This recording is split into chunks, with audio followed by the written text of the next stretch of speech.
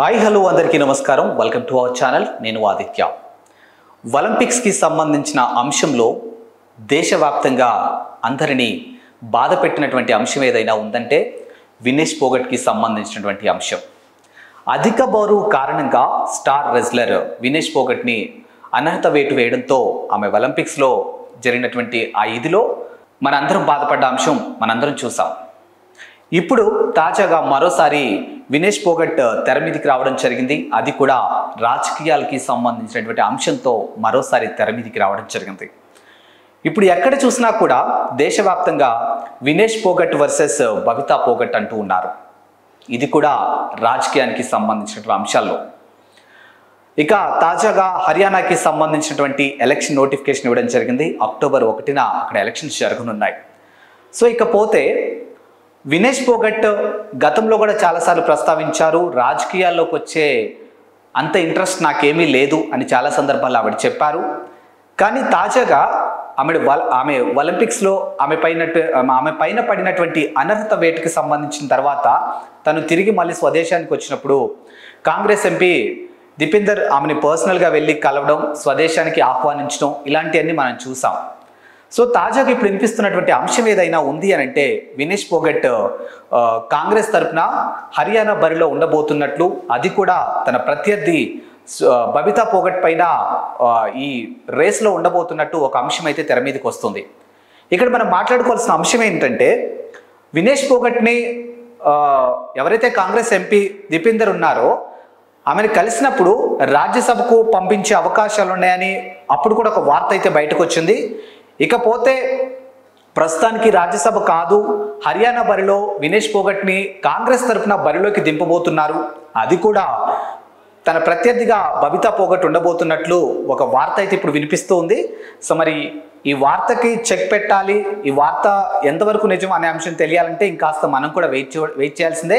ఇకపోతే బబితా కూడా 2019లో బీజేపీ తరఫున ఆమె దాత్రి నుంచి పోటీ చేశారు. కానీ అనూహ్యంగా ఆమె అక్కడ ఓటమి పాలయ్యారు.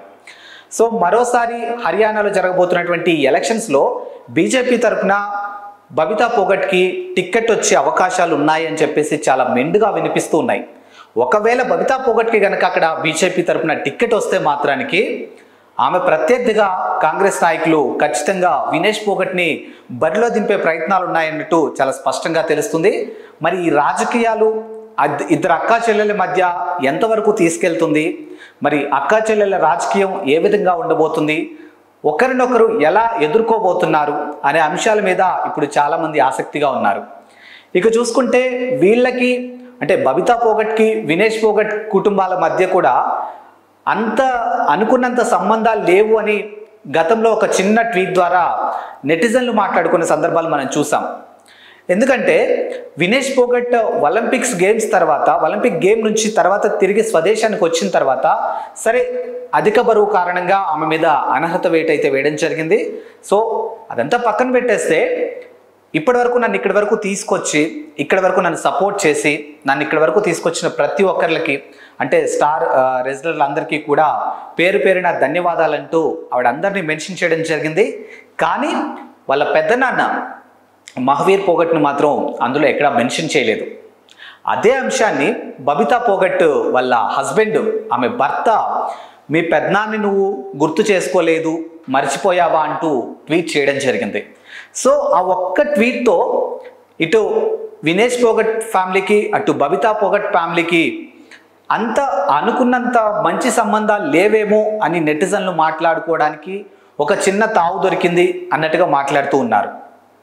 మరి రానున్న రోజుల్లో వీరిద్దరి మధ్య పోటీ ఏ విధంగా ఉండబోతుంది, హర్యానాలో జరగబోతున్నటువంటి ఎలక్షన్స్లో అక్టోబర్ 1వ తారీఖున జరగబోతున్నటువంటి ఎలక్షన్స్లో బీజేపీ కనుక ఖచ్చితంగా బబితా పోగట్కి టికెట్ ఇస్తే మాత్రానికి ఆపోజిట్ నుంచి ఖచ్చితంగా కాంగ్రెస్ తరఫున వినేష్ పోగట్కి టికెట్ వచ్చే అవకాశాలు మెండుగా ఉన్నాయి అని చెప్పి చాలా స్పష్టంగా తెలుస్తుంది.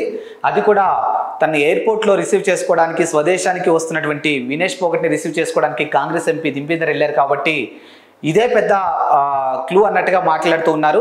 సో మరి ఏది ఏమైనా అక్కా చెల్లెల రాజకీయం ఏ విధంగా ఉండబోతుంది, వీరి మధ్య పోటీ ఏ విధంగా ఉండబోతుంది, మరి హర్యానా ప్రజలు ఒకవేళ వీళ్ళిద్దరే కనుక అక్కడ ఒకరు కాంగ్రెస్ తరఫున మరొకరు బీజేపీ తరఫున నించుంటే మరి హర్యానా ప్రజలు ఎవరిని నమ్మి ఎవరికి పట్టం కట్టబోతారు, ఇలాంటి ఎన్నో అంశాలు తెలుసుకోవాలంటే మరికొద్ది రోజులు ఆగాల్సిందే.